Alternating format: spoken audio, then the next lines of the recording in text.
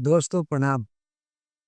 अक्सर लोग जब दाढ़ी बनवाते हैं, शेविंग करवाते हैं, तो बार्बर शॉप पर आपने देखा होगा फिटकरी से उनके चेहरे को रगड़ते हैं और रगड़ने के कारण बहुत अच्छी एंटीसेप्टिक गुणों से भरपूर होने के कारण हमारे चेहरे पे हल्का फुल्का कट हो तो वह एकदम से ठीक होने लगता है। क्या आपको मालूम है फिटकरी एक आयुर्वेदिक दवा भी है और फिटकरी के बहुत अद्भुत लाभ हैं। यदि आप इन लाभ को लेना चाहते हैं तो मैं आपको कहूंगा कि सबसे पहले आप कागज पेन ले लें, उनको लिखें कि हमको कितना लाभ ये फिटकरी, छोटी सी फिटकरी हमको देती है। सबसे पहला, यदि किसी व्यक्ति के चेहरे पर दाग, धब्बे, झाइयां हो तो उसने करना क्या है? आपने 1 चम्मच फिटकरी लेनी है, गुलाब जल में अच्छी तरह घोलकर उसको पेस्ट बनाना है। पेस्ट बनाकर पैक लप बना करके आप चेहरे पर लगाएं। 2-3 मिनट बाद हल्के हाथ से मालिश करें और उसके बाद उसको धो लें। एक बार के प्रयोग से ही चेहरे पर ग्लो आने लगेगा। दूसरा, चेहरा आप गीला कर लें और फिटकरी को घिसे। 2-3 मिनट घिसे, मालिश करें फिटकरी से, तो आप देखेंगे कि आपको चेहरे पर उतना ही लाभ मिलता है। तीसरा, 1 चम्मच फिटकरी और 1 चम्मच जैतून का तेल या नारियल का तेल, उनको मिलाकर आप चेहरे पर स्क्रब करें तो आप देखेंगे कि एक बार के प्रयोग से आपको कितना लाभ मिलने लगता है।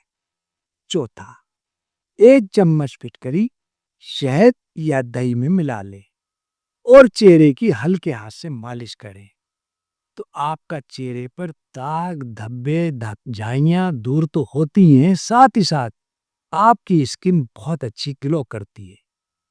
ये तो सिर्फ और सिर्फ चेहरे के लिए होगा, जिनको लोग जानते भी हैं। दूसरा, कभी कभी शराब का नशा बहुत ज्यादा हो जाता है और व्यक्ति हैंगओवर की ओर जाने लगता है। बिल्कुल परेशान होने की जरूरत नहीं है। आप फिटकरी लगभग 1 चम्मच छोटे वाली ले लें, पानी में घोल लें और उसको पिला लें। थोड़ी देर में ही शराब का नशा उतरने लगता है। दोस्तों, कई बार आई साइड हमारी वीक होने लगती है, आंखों में धुंधलापन आने लगता है। उसके लिए एक बहुत ही अच्छा आंखों में प्रयोग बता रहा हूँ। आपने करना क्या है, फिटकरी को तवे पे भूनना है। आप देखेंगे कि भूनते भूनते वो पानी हो जाती है। उस पानी को आप और भूनेंगे तो वह बिल्कुल रबड़ की तरह हो जाती है। उसको उतार लें, उसको कूट लें। ये आपकी फिटकरी की भस्म घट गई। इसको आप शुद्ध फिटकरी भी कह सकते हैं।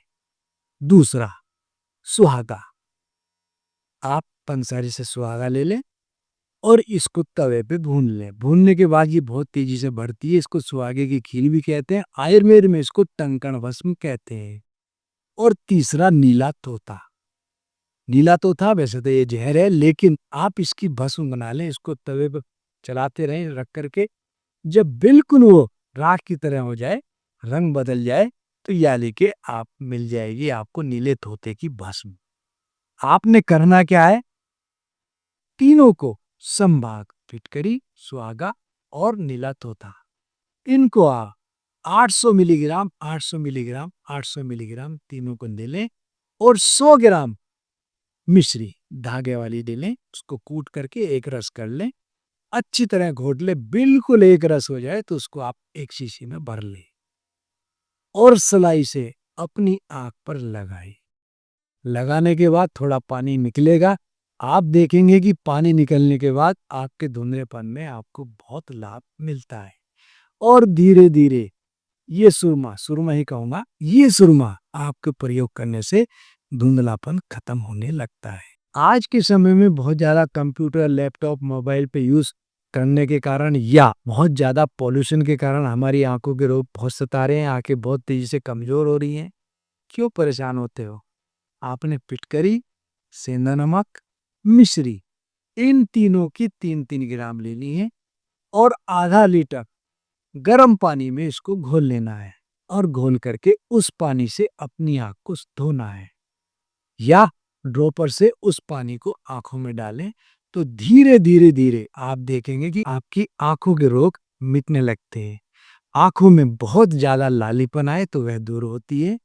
और एक प्रयोग इसके लिए कहा भी है, जल गुलाब में डालिए फिटकरी का घोल, जलन और जाला मिटे सदगुरु के यह बोल। यदि हम गुलाब जल में लाल फिटकरी चुटकी भर 100 ग्राम हो हमारा गुलाब जल, चुटकी भर हमारी हो लाल फिटकरी, उसको डालें और मिला ले, अच्छी तरह मिला करके उस गुलाब जल को आंखों में हम डालते रहे तो आंखों के सारे रोग, जलन हो, आंख बहुत लाल होती हो, कंजक्टिवाइटिस हो रही हो या किसी भी प्रकार की दिक्कत हो, उसमें हमको बहुत लाभ मिलता है। फिटकरी वैसे तो 2 तरह की होती है, लाल फिटकरी और सफेद फिटकरी, और हम इसको लाल फिटकरी ज्यादा ही प्रयोग में लेते हैं। आपने देखा होगा कभी कभी कान में बहुत ज्यादा दर्द हो जाता है, आपने करना क्या है, प्याज को कूट लेना है, उसका रस निकाल लेना है और उसमें फिटकरी मिला लेनी, मिला करके थोड़ा सा गर्म कर लें और उसको कान में दोनों में 2-2 3-3 बूंद डालें तो एक बार के प्रयोग से ही हमको कान के दर्द में बहुत लाभ मिलता है। अक्सर आपने देखा होगा मुंह में बहुत ज्यादा छाले हो जाते हैं, तो आपने करना क्या है, फिटकरी की भस्म लेनी है, कट्ठा लेना है, छोटी इलायची के दाने लेने हैं, इन सब को पीस लो, पीस करके जब एक रस हो जाए और उसको मुंह में रखें। यदि आप पान खाते हो तो पान के अंदर थोड़ा सा चुटकी भर इसको डाल लें और चूसते रहें, आप देखेंगे कि मुंह के छाले में एकदम से ही हमको लाभ मिलने लगता है। दोस्तों, सर्दी के मौसम में खासकर जब खांसी जुकाम हो जाता है, बच्चों को बहुत ज्यादा बलगम सताने लगता है, बलगम किसी भी कीमत पर बाहर नहीं आता, चाहे बच्चे हो या बड़े हो। आपने करना क्या है, 1 ग्राम का 8वां भाग यानी कि 125 मिलीग्राम शुद्ध फिटकरी यानी कि फिटकरी की भस्म और 125 मिलीग्राम टंकण यानी कि सुहागे की भस्म, दोनों को मिला ले और शहद से चाट ले, तो आप देखेंगे 1-2 दिन के अंदर ही हमारा कफ बाहर निकलने लगता है, खांसी से हमको राहत मिलती है और हमको बहुत लाभ मिलता है। आपने देखा होगा कभी कभी जुकाम के कारण, सर्दी के कारण, किसी भी कारण से कान से मवाद आने लगता है और कान से मवाद आने के कारण कान में दर्द भी बहुत होता है, पीड़ा बहुत होती है, बदबू अपने आप को बहुत ज़्यादा महसूस होती है, तो बिल्कुल परेशान ना हो, आप फिटकरी की भस्म ले लें और माजूफत, इन दोनों को कूट कर बत्ती बना लें। उस बत्ती को यदि आप कान में रखेंगे तो आप देखेंगे कि आपके कान की मवाद धीरे धीरे ठीक होती है और आपको बहुत लाभ मिलता है। दर्द से मुक्ति एक दिन के प्रयोग से ही हमको मिलने लगती है। गले के रोग यानी कि टॉन्सिल्स, अक्सर ठंडी हवा से, खटाई से, दही से, फ्रिज के पानी से या किसी चीज की एलर्जी के कारण हमारे गले में टॉन्सिल ग्लैंड बहुत ज्यादा बढ़ जाते हैं।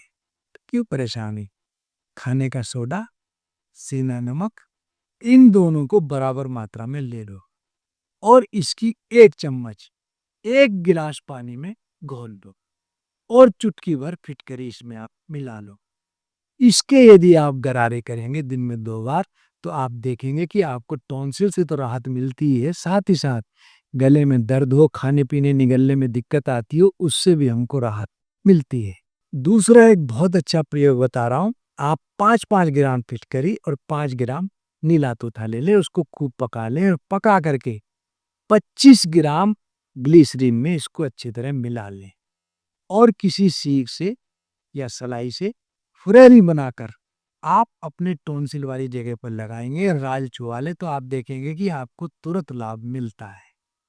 एक समस्या जिसका नाम है पाइल्स, बवासीर, बवासीर में ये खाने में और इसकी सिकाई से हमको बहुत लाभ मिलता है। किसी को बहुत ज्यादा खून आता हो बवासीर के अंदर या नक्सीर के अंदर, तो आप आधी ग्राम से 1 ग्राम तक फिटकरी की भस्म पानी के साथ सेवन करें और किसी टब में आप फिटकरी दाल डाल लें, गर्म पानी हो उसके अंदर बैठ जाए तो आपको पाइल्स हो, फिशर हो, फिस्टूना हो, उसमें भी बहुत लाभ मिलता है।